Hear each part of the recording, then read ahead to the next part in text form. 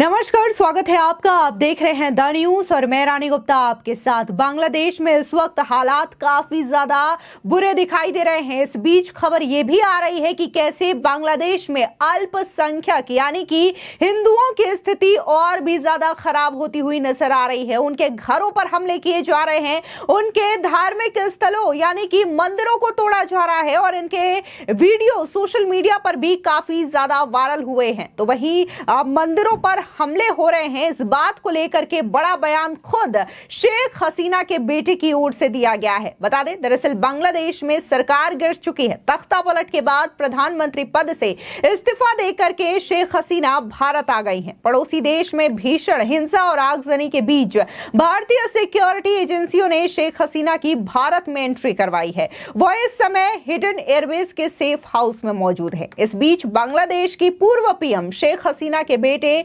साजिद वाजिद का बड़ा बयान सामने आया है। उन्होंने बांग्लादेश के भविष्य को लेकर के चिंता जाहिर की और कहा कि बांग्लादेश अगला पाकिस्तान साबित होने जा रहा है। इसी के साथ ही उन्होंने ये भी कहा कि अब बांग्लादेश में अल्पसंख्यक यानी कि हिंदुओं के मंदिरों पर हमले हो रहे हैं। आपको बता दें कि इसके जो वीडियोस हैं वो सोशल मीडिया पर काफी ज्यादा वायरल हो रहे हैं, जहां पर साफ देखा जा सकता है कि कैसे वर्षों पुराने काली मंदिर को हमले से तोड़ दिया जाता है। इसके अलावा इस्कॉन टेंपल जो है वहां पर भगवान श्री कृष्ण की मूर्तियों को भी खंडित कर दिया गया।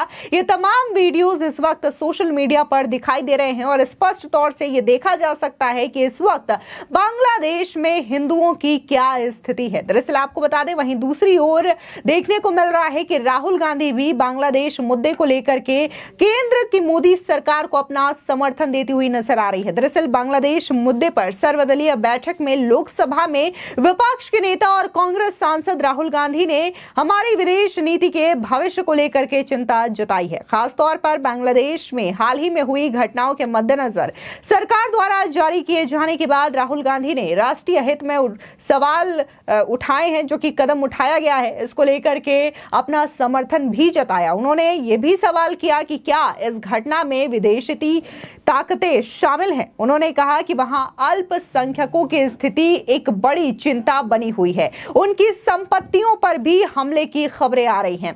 वहीं दूसरी ओर बात करें तो अब ये गंभीरता जताई जा रही है, अंदेशा जताया जा रहा है कि आज जिस स्थिति में बांग्लादेश है उस स्थिति के पीछे विदेशी ताकतों का हाथ है। दरअसल आपको बता दें कि जिस तरीके से बांग्लादेश की स्थिति देखी जा रही है, इसको लेकर के भारत के रक्षा विशेषज्ञों ने अपनी आशंका जताई है, जिनका कहना है कि जो आज बांग्लादेश में अस्थिरता पैदा हुई है वो विदेश देशों की ताकतों की वजह से हुई है। इस बीच देखने को मिला कि डिफेंस एक्सपर्ट ध्रुव कटोच का बयान भी सामने आया है। क्या कुछ उन्होंने बांग्लादेश की कंडीशन को लेकर के कहा, आप भी सुनिए। देखिए, जो बांग्लादेश में जो जिस प्रकार से हालत बहुत तेजी से बदलाव कर रही है, ये भारत के लिए एक बहुत चिंता का विषय है, इसमें तो कोई शक नहीं है।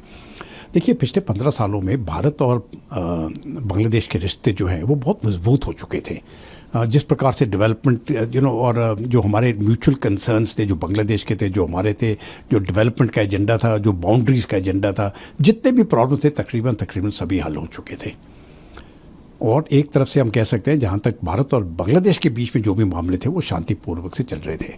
और जो नॉर्थ ईस्ट की इंसर्जेंसी वगैरह जो पहले बहुत ज़्यादा होती थी वो भी तकरीबन समाप्त हो चुकी थी। अब ये हालत जो है, मुझे लगता है कि कई विदेशी ताकतें हैं जो नहीं चाहते हैं कि इस प्रकार की हालत वहाँ रहे, क्योंकि वो भारत की भी और बांग्लादेश की भी फॉरेन पॉलिसी कंट्रोल करना चाहते हैं। और अगर आप ये देखिए, अमेरिका चाहता है कि वहाँ पर सेंट मार्टिन आइलैंड के ऊपर वो कंट्रोल कर दिया जाए। चीन के अपने इंटरेस्ट है। और जब शेख हसीना चीन गई तो वहाँ पर शेख हसीना को अपना विज़िट कट शॉर्ट करना पड़ा। एक दिन पहले ही आ गई, क्योंकि वो तीस्ता वाटर्स के ऊपर उनका प्रॉब्लम हो गया और उन्होंने साफ कह दिया कि हम अभी भारत की मदद लेंगे तीस्ता वाटर्स के ऊपर डैम वगैरह बनाने के लिए। तो वो बातें चीन को भी पसंद नहीं आई और पाकिस्तान ने जब ये बातें देख रहा है तो अभी उसको एक मौका मिल गया है। पाकिस्तान की हालत खुद ही बहुत खस्ता है, लेकिन अभी जहाँ पर भी दूसरी तरह से प्रॉब्लम हो रहा है वो अभी देखता है कि मैं यहाँ पर भी कुछ हाथ फंसा सकता हूँ, तो वो भी उसने भी अपनी ताकत लगाएगा वो भी। और क्योंकि पाकिस्तान का ISI जो है वो अमेरिका के CIA के साथ काम करता है, बहुत क्लोज तरीके से। एक तरफ से जो सीआई के इशारे हैं वो पाकिस्तान का आईएसआई करता है, जो सीआई कहता है वो करता है। तो ये जो रिलेशनशिप है ये मैं समझता हूँ ये और कॉम्प्लिकेटेड होती जाएगी और भारत की हमारे इकॉनमी के लिए, हमारे सिक्योरिटी के लिए चैलेंजेस जो हैं वो और बढ़ जाएंगे। ये तो एक चीज़ है। दूसरी बात मैं इंटरफेरेंस की इसलिए सोचता हूँ क्योंकि जब बांग्लादेश में इलेक्शंस हुए थे तो अमेरिका ने क्या किया था, वहाँ पर सैंक्शंस लगा दिए। जो अवामी लीग के कई लीडर्स थे उनके ऊपर सैंक्शंस लगा दिए और वो सैंक्शन लगाने की कोई ज़रूरत नहीं थी क्योंकि लेकिन अमेरिका का इरादा था, वो बीएनपी को सपोर्ट कर रहा था और बीएनपी को इसलिए सपोर्ट कर रहा था, तो वो क्विड प्रो को जो उन्होंने किया होगा कि फॉरेन पॉलिसी के मामले में जो बीएनपी है वो अमेरिका के साथ, अमेरिका के इशारों पर चलेगी, जो शेख हसीना नहीं चल रही थी। शेख हसीना इंडिपेंडेंट पॉलिसी चला रही थी। तो जो बड़े देश हैं वो तो यही चाहते हैं कि बाकी कठपुतले की तरह रहें, जो हम कहें वो कहें, उसी प्रकार से कार्रवाई करें। तो वो होने वाला नहीं है, तो वो वहाँ पर नहीं हो रहा था और इसलिए मैं समझता हूँ कि ये जो स्थिति है वो वहाँ पर आ गई है। जहाँ तक बांग्लादेश के आर्मी चीफ की स्टेटमेंट है, उन्होंने तो साफ कह दिया है कि शेख हसीना ने रिज़ाइन कर दिया है और वहाँ से बांग्लादेश से निकल चुके हैं। हमारी रिपोर्ट्स के अनुसार वो अगरतला आ चुके हैं, शेख हसीना अगरतला आ चुके हैं। तो सरकार जो है बांग्लादेश की वो इस समय पर समाप्त है। एक नई सरकार बनेगी, मिलीजुली सरकार हो सकती है या इंटरिम सरकार हो सकती है, किस प्रकार की भी सरकार, लेकिन जो भी सरकार बने जब तक एक प्रॉपर इलेक्शंस ना हो जाए, आर्मी का रिट जो है वही चलेगा अभी बांग्लादेश में। पावर सिर्फ उनके हाथ में है। अब बाकी जो पॉलिटिशियंस होंगे वो अपना थोड़ा बहुत चलाते रहेंगे, लेकिन चलाएंगे छत्र छाया बांग्लादेश आर्मी के ऊपर, बांग्लादेश आर्मी के साथ जिस प्रकार से पाकिस्तान आर्मी पाकिस्तान को चलाती है।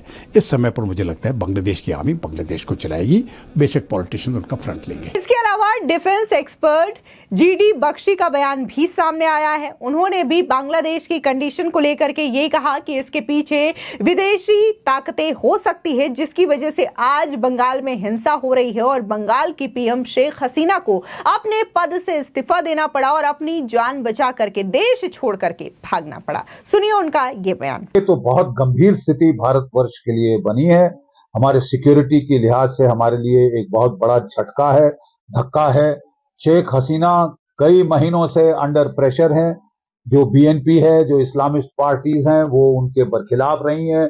उन्होंने इलेक्शन में हिस्सा लेने से मना कर दिया। देखिए, ये लगता है जैसे कि कोई अरब स्प्रिंग हो, ऑरेंज रेवोल्यूशन हो, मैदान रेवोल्यूशन हो।